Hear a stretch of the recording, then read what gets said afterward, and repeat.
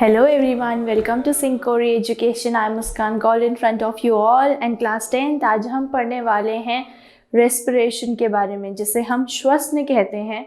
तो ये सब स्टार्ट करने से पहले आप मुझे फटाफट से बताइए कि रेस्पिरेशन का मतलब आप क्या समझते हैं। बेसिकली क्या होता है रेस्पिरेशन। तो अब आप कहेंगे मैम सांस लेना, हम जैसे सांस ले रहे हैं वो रेस्पिरेशन होता है। तो अब मैं आपको बताती हूँ वो रेस्पिरेशन नहीं होता है, वो तो ब्रीथिंग होता है कि आप सांस ले रहे हो तो वो तो ब्रीथिंग है। और आपके आसपास आप मतलब बोलोगे मुझे कि मैम हम ऑक्सीजन लेते हैं, तो ऑक्सीजन आप कहाँ से ले रहे हो? बाहर से। तो बाहर से ऑक्सीजन कहाँ से आता है? हमें ऑक्सीजन कहाँ से मिलता है? मेनली हमें ऑक्सीजन मिलता है ग्रीन प्लांट से। ग्रीन प्लांट्स जब फोटोसिंथेसिस करते हैं तो क्या करते हैं, वो ऑक्सीजन रिलीज आउट करते हैं और कार्बन डाइऑक्साइड गेन करते हैं। तो वो जो ऑक्सीजन छोड़ते हैं वो हम लेते हैं। लेकिन बस नॉर्मली सांस लेना रेस्पिरेशन नहीं होता है। रेस्पिरेशन में क्या होता है, चलो अब मैं आपको फटाफट से बता देती हूँ। जो हमने लास्ट क्लास में हमने देखा था कि जो हमने जो खाना खाया था, अब वो किस किस कंपोनेंट्स में टूटा था, ब्रेकडाउन हुआ था उसका। ग्लूकोज में, अमाइनो एसिड्स में एंड फैटी एसिड्स में। यही था लास्ट क्लास में, हमने इतना ही पढ़ा था। तो अब रेस्पिरेशन क्या होता है, इनका फर्दर ब्रेकडाउन होगा और इनसे हमें क्या मिलेगी, इनसे हमें मिलेगी एनर्जी, राइट। तो वो एनर्जी हमें किस फॉर्म में मिलती है, वो एनर्जी मतलब जो होगी वो एनर्जी इनको कैसे ब्रेक करेगी। जैसे हमने ऑक्सीजन लिया तो ऑक्सीजन का बेसिक काम क्या होता है, ब्रेक डाउन करेगा। किसको ब्रेक डाउन करेगा, वो इन कंपोनेंट्स जो न्यूट्रिएंट्स थे, सिंपल न्यूट्रिएंट्स, इनको जो है ऑक्सीजन करेगा ब्रेक डाउन।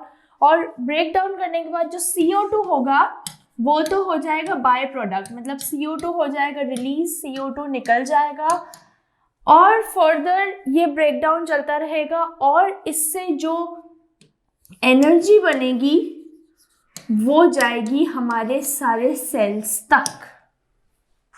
ये है बेसिक रेस्पिरेशन कि लिविंग ऑर्गेनिजम्स का वो प्रोसेस जिसमें एनर्जी प्रोडक्शन इन्वॉल्व होती है। क्या इन्वॉल्व होती है, प्रोडक्शन ऑफ एनर्जी जिसमें इन्वॉल्व होती है। लिविंग ऑर्गेनिज्म का वो प्रोसेस जिसमें प्रोडक्शन ऑफ एनर्जी इन्वॉल्व होती है। कैसे इन्वॉल्व होती है, इनटेक ऑफ ऑक्सीजन, ऑक्सीजन लेके और CO2 को रिलीज करके। From oxidation of complex organic substance. किनका ऑक्सीडेशन होगा, ये जो कॉम्प्लेक्स ऑर्गेनिक सब्सटेंस थे इनका हो जाएगा ऑक्सीडेशन, इनका ब्रेकडाउन हो जाएगा। इनसे जो एनर्जी रिलीज होगी वो पहुंचेगी हमारे सेल्स तक और कार्बन डाइऑक्साइड जो है वो बाय प्रोडक्ट बन के बाहर निकल जाएगा। ये थी सिंपल सी कहानी। अब देखते हैं जो सेल्स होते हैं उनको एनर्जी चाहिए होती है। तो ऑक्सीजन का क्या काम होता है वो मैंने आपको बता दिया कि वो ब्रेक करता है और CO2 क्या करता है, बाय प्रोडक्ट बन के बाहर निकल जाता है। अब आप मेरे को बताओ, जो हम इनहेल और एक्सहेल वाला प्रोसेस करते हैं, इनहेल एक्सहेल सबको पता है ना, सांस लेना और सांस छोड़ना, राइट।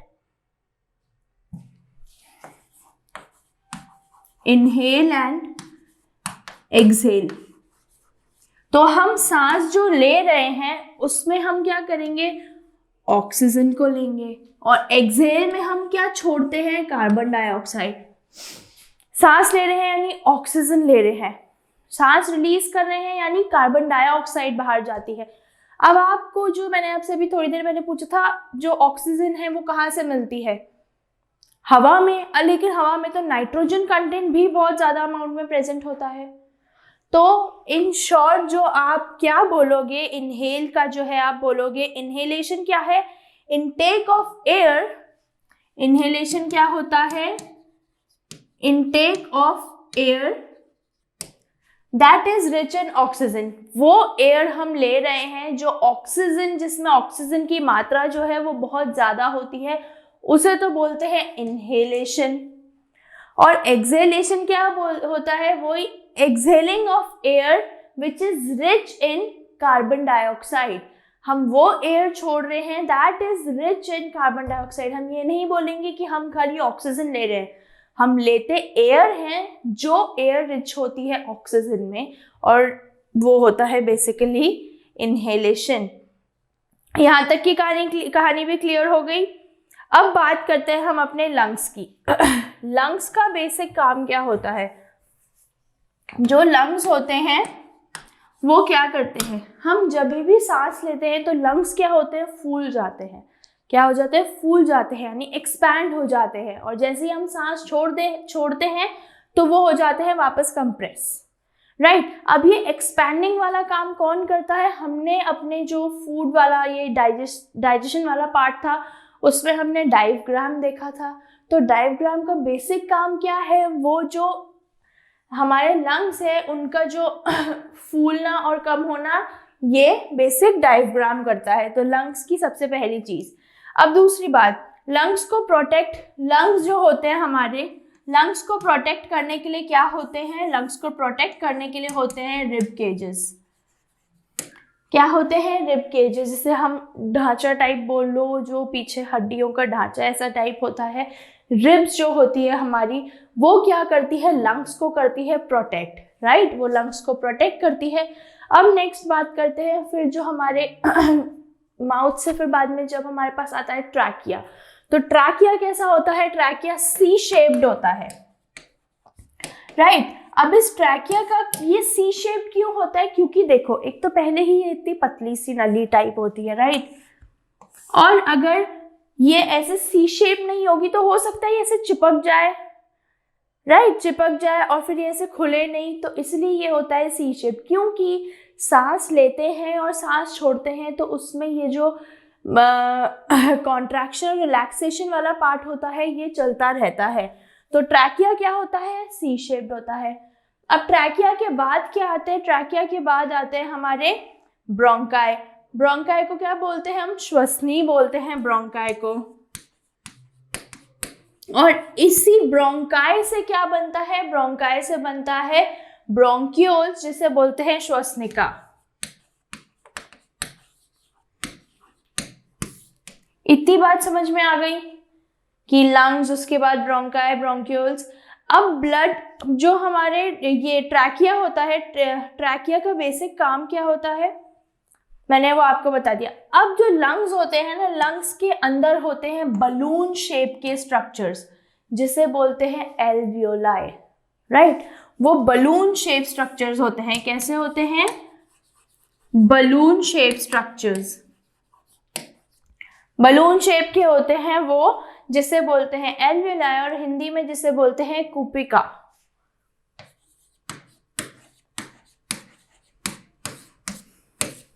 तो अब ये जो एल्वियोलाई होता है इसका बेसिक काम क्या होता है? इसका काम होता है ब्लड और जो एयर होता है उसको एक्सचेंज करना, यानी ब्लड में एयर का घुलना। ये वाला सारा काम कौन करता है? ये करते हैं एल्वियोलाई। कौन करते हैं? जो हमारी कुपिकाएं होती हैं, यानी जो एल्वियोलाइज होते हैं, ये काम वो करते हैं। अब ऑक्सीजन ब्लड मतलब जो रेस्पिरेटरी पिगमेंट है, हमारी जो ऑक्सीजन का जो रेस्पिरेटरी पिगमेंट है वो कौन होता है? हीमोग्लोबिन। एक रेड कलर का पिगमेंट होता है जो हमारे ब्लड में प्रेजेंट होता है। वो क्या करता है? वो ऑक्सीजन को के साथ मिक्स होता है और क्या बनाता है? Oxy haemoglobin. क्या बनाता है वो?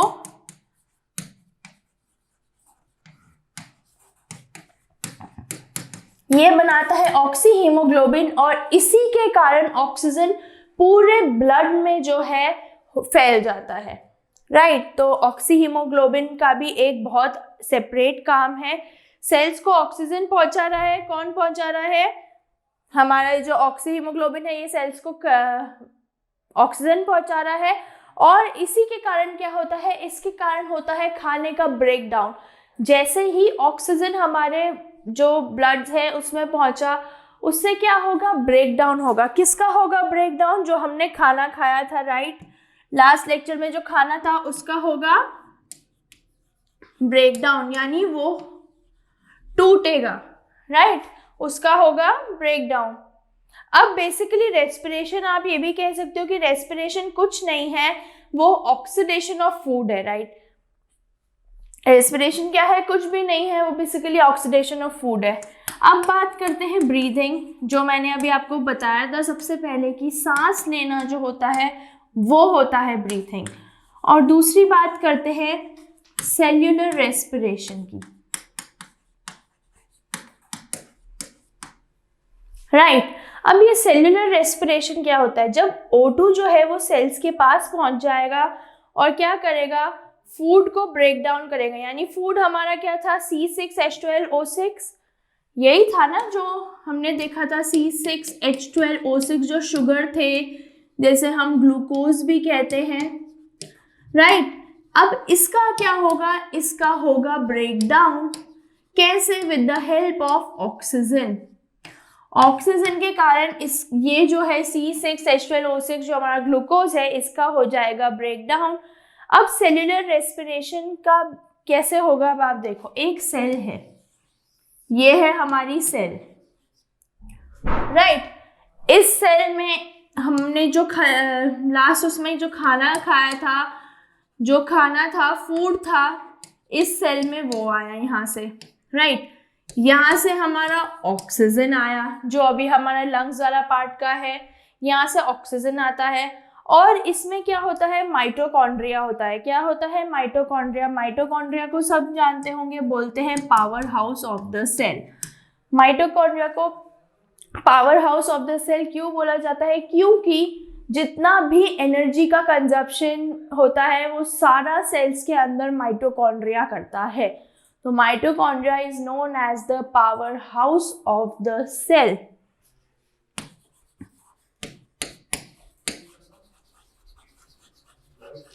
Mitochondria is known as the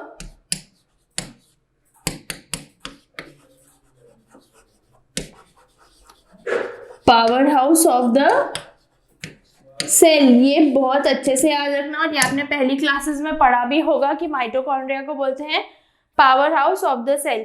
अब सेल्यूलर रेस्पिरेशन में क्या होगा? ये जो C6H12O6 था, इसमें क्या हो गया?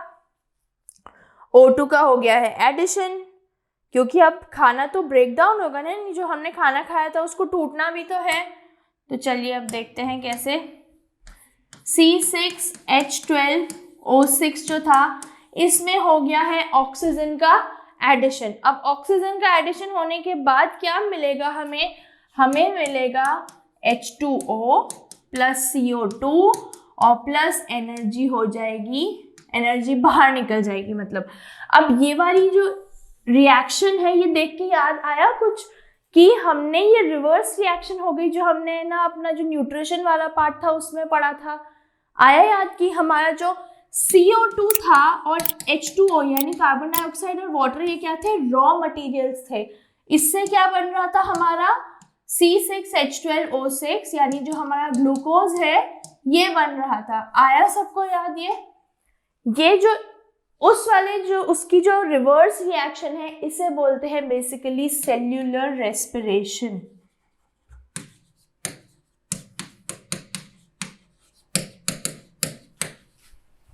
ये वाला पॉइंट हुआ क्लियर कि ये क्यों हुआ। अब फोटोसिंथेसिस के अपोजिट फोटोसिंथेसिस वाली रिएक्शन थी ना, तो फोटोसिंथेसिस के अपोजिट कैसे हुआ? क्योंकि फोटोसिंथेसिस में क्या होता है? सनलाइट चाहिए होती है, हीट इवॉल्व होती है। राइट, तो वो क्या होती है? एंडोथर्मिक रिएक्शन होती है। और ये वाली रिएक्शन जिसमें एनर्जी निकल रही है, ये क्या है? ये है एक्सोथर्मिक रिएक्शन। तो एक्सोथर्मिक रिएक्शन कौन सी होती है? जिसमें एनर्जी या हीट जो है वो बाहर निकल जाती है। तो एक्सोथर्मिक रिएक्शन कौन सी है? जो हमारी ये सेल्यूलर रेस्पिरेशन वाली रिएक्शन है ये। अब सेल्स में माइटोकॉन्ड्रिया का भी यूज मैंने आपको बता दिया। अब क्या आप जानते हैं कि हमारे एनर्जी जो हमें एनर्जी मिलती है खाना खाने के बाद। अब ऐसा तो नहीं है कि मैं अभी आपके सामने बोल रही हूँ तो पहले मैं कुछ खा लूँ कि मेरे में एनर्जी आ जाएगी, या भी आपको कहीं मार्केट जाना है, कुछ सामान लाने जाना है तो मम्मी कुछ खा लेते हैं हम और फिर जाएंगे। ऐसा तो नहीं होता है। एनर्जी हो जाती है आपके सेल्स में स्टोर होती है। जो एनर्जी होती है वो आपके सेल्स में हो जाती है स्टोर। तो अब एनर्जी जो स्टोर होती है वो किसकी फॉर्म में स्टोर होती है? वो होती है स्टोर एटीपी के फॉर्म में। इसे बोलते हैं, ए स्टैंड्स फॉर एडेनोसिन,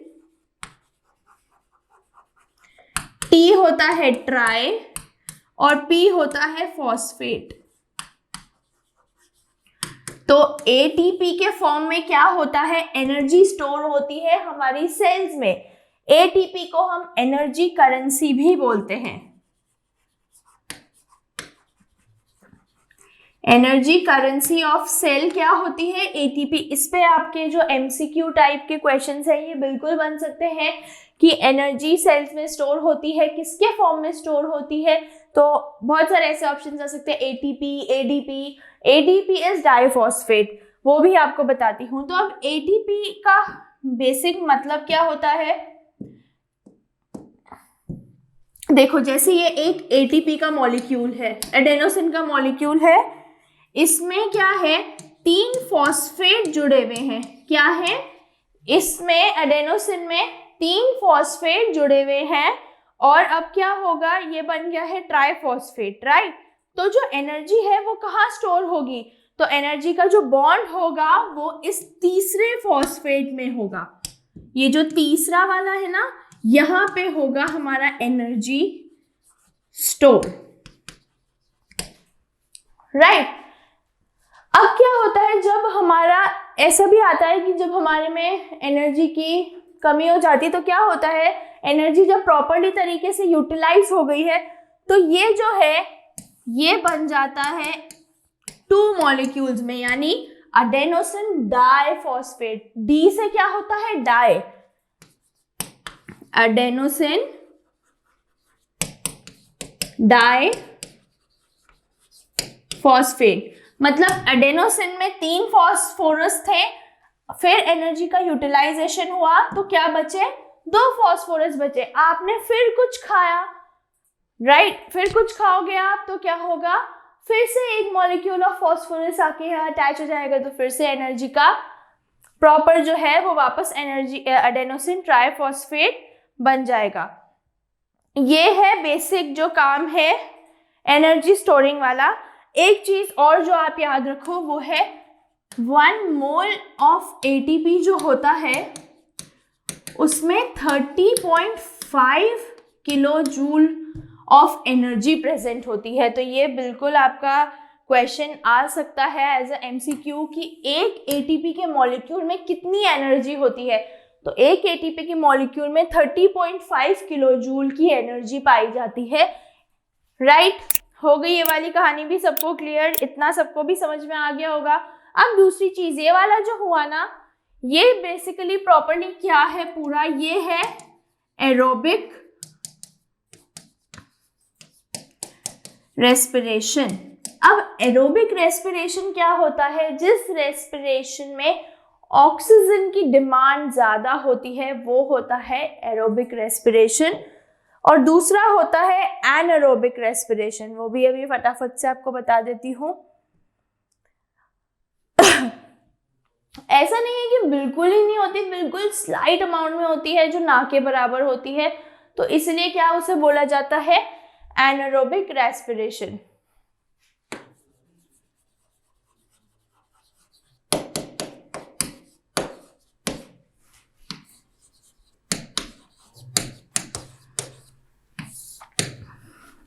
अब जो ये है इसमें भी होते हैं 3 पाथवेज। ये अभी आप नॉर्मली समझो 3 पाथवेज किसमें होते हैं। 3 पाथवेज का है, सेल में जो ग्लूकोज था, राइट, ये साइटोप्लाज्म में जाते हैं जो ग्लूकोज क्या होता है? हमारा C6H12O6 जो था, ये 6 कार्बन मॉलिक्यूल है। कितने कार्बन के मॉलिक्यूल है इसमें? आप सबको दिख रहा होगा 6। इसका किसमें ब्रेक डाउन हो जाता है? इसका ब्रेक डाउन हो जाता है 3 कार्बन मॉलिक्यूल्स में। कितने में? 3 कार्बन मॉलिक्यूल्स में। तो ये क्या बन जाता है फिर? C3H3NO3 negative. इसे बोलते हैं पायरूवेट। क्या बोला जाता है इसे बोला जाता है पायरुवेट, राइट। 6 कार्बन मॉलिक्यूल का 3 कार्बन मॉलिक्यूल में डिवाइड हो जाना। और पायरुवेट कहाँ जाता है? पायरुवेट जाता है माइटोकॉन्ड्रिया में, क्योंकि फिर उसको वहां से CO2 carbon dioxide water energy में कन्वर्ट हो जाता है। ये हो गया ये वाला पॉइंट क्लियर कि पायरुवेट कहाँ जाएगा? हमारे माइटोकॉन्ड्रिया में जाएगा। और वहां क्या होगा? वहां उसका कन्वर्जन हो जाएगा। किस में कन्वर्ट हो रहा है? कार्बन डाइऑक्साइड में। ग्लूकोज जब ऑक्सीजन के साथ ब्रेक डाउन हो रहा था उसका, तो CO2 H2 और एनर्जी यही रिलीज हो रहा था। बस ये वाली बात है यहाँ पे। अब आगे फटाफट से देख लो, ये एक ऐसे टेब्यूलर फॉर्म में बनेगा, तो मैं आपको वो भी बता देती हूँ। ये हमारा ग्लूकोज C6H12O6 सब याद रखना। इससे बना हमारा पायरुवेट C3H3O3 नेगेटिव। ये क्या है? ये है हमारा पायरुवेट, राइट।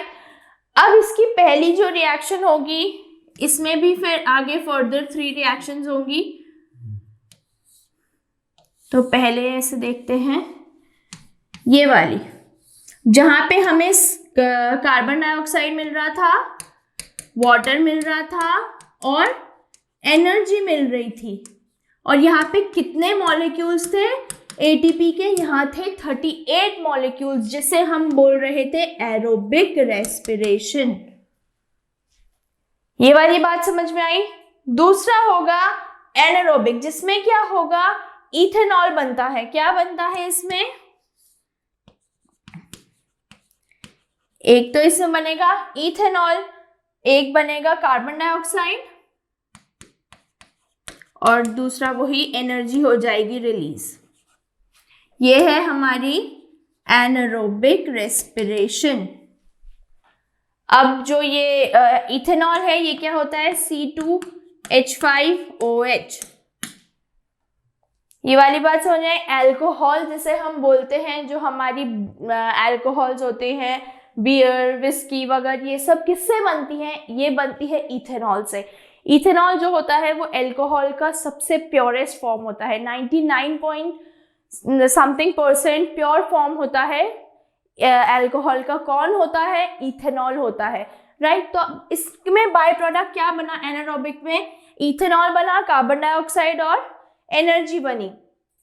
अब नेक्स्ट क्या है? एक और बनता है जिसमें बनता है लैक्टिक एसिड और एनर्जी, राइट। जो थर्ड बनेगा ये बनता है लैक्टिक एसिड और एनर्जी। अब ये क्या है? जब हम बहुत ज़्यादा फिजिकल एक्टिविटी कर लेते हैं तो आपने देखा होगा हमें मसल में क्रैम्प्स आने लगते हैं, यानी झटका आने लगता है, ऐसे ही दर्द होने लगता है, हम ऐसे हाथ नहीं मोड़ पाते, मतलब क्रैम्प बोलते हैं उसे इंग्लिश में। तो वो कैसे आता है? क्योंकि जब वो हमारी बॉडी में लैक्टिक एसिड का फॉर्मेशन होने लगता है। किसका फॉर्मेशन? लैक्टिक एसिड का। तो ये जो होते हैं जो क्रैम्प्स होते हैं ये तब आते हैं। तो इसका फॉर्मूला क्या है लैक्टिक एसिड का? इसका फॉर्मूला है C3H6O6। हो गई ये वाली बात क्लियर कि जो पायरुवेट था, पायरुवेट से जो है 3 चीजें बन रही हैं। पहला तो एरोबिक रेस्पिरेशन हो रहा है उससे। एरोबिक रेस्पिरेशन में क्या हो रहा है? कार्बन डाइऑक्साइड बन रहा है, वाटर बन रहा है और एनर्जी बन रहा है। और 38 मॉलिक्यूल्स ऑफ ATP यहाँ बनते हैं। यहाँ पे मैंने आपको बताया नहीं, यहाँ पे ओनली 2 मॉलिक्यूल्स ऑफ ATP बनेंगे। किसमें? जो हमारी एनारोबिक रेस्पिरेशन होगी उसमें। तो एनारोबिक में क्या हुआ था? इथेनॉल बना, कार्बन डाइऑक्साइड बना और एनर्जी बनी, राइट। इसमें कितने मॉलिक्यूल्स हो गए हमारे ATP के? ओनली 2। यहाँ है 38 एंड यहाँ है 2। समझ में आ रहा है कि अब क्यों इसे एनारोबिक बोलते हैं? ऑक्सीजन का यूटिलाइजेशन अब समझ में आया आपको कि यहाँ पे तो ऑक्सीजन का इतना यूटिलाइजेशन था, इतना ऑक्सीजन यहाँ इवॉल्व था कि यहाँ पे 38 मॉलिक्यूल्स ऑफ एनर्जी बन रहा था और यहाँ पे नहीं है, तो इसलिए यहाँ खाली 2 मॉलिक्यूल्स बन रहे हैं। जो थर्ड होता है, थर्ड है हमारा लैक्टिक एसिड और एनर्जी। ये लैक्टिक एसिड कब फॉर्म होता है? जब हम बहुत ज़्यादा एक्सरसाइज वगैरह कर लेते हैं तो हमें क्या आने लगते हैं? क्रैम्प्स आने लगते हैं, राइट। हो गई ये वाली कहानी क्लियर। अब बात करते हैं रेस्पिरेशन की प्लांट्स में। तो प्लांट्स जो होते हैं बिल्कुल उन्हें भी रेस्पिरेशन मतलब उनमें भी रेस्पिरेशन होता है। कैसे? उन्हें भी तो खाना इसकी ज़रूरत पड़ती है। रुको मैं आपको बताती हूँ। देखते हैं अब हम respiration in plants. Respiration in plants में क्या हुआ, प्लांट अपना खाना खुद बनाते हैं। जैसा हमने न्यूट्रिशन में पढ़ा था, ये सपोषी होते हैं यानी ये ऑटोट्रॉफ्स होते हैं। तो अब ये अपना खाना कब बनाते हैं? ये अपना खाना सनलाइट की प्रेजेंस में बनाते हैं। सूरज की किरणें जो होती हैं उनकी प्रेजेंस में अपना खाना बनाते हैं। एंड किसकी, और सेकेंड पार्ट क्या होता है, in the presence of chlorophyll and sunlight, ये दोनों चाहिए होते हैं प्लांट्स को अपना खाना बनाने के लिए। तो अब क्या होता है, जो प्लांट्स होता है वो दिन में ही प्लांट अपना खाना दिन में ही बनाता है, और रात में जैसे ही सूरज ढल जाता है तो वो अपने स्टोमेटा और जो बाकी के पोर्स होते हैं वो कर लेते हैं क्लोज। ये है बेसिक की रेस्पिरेशन में। दिन में क्यों क्या होता है, O2 देता है जो प्लांट होता है वो डे टाइम में हमें ऑक्सीजन देता है, और हमें नाइट में वो CO2 देता है।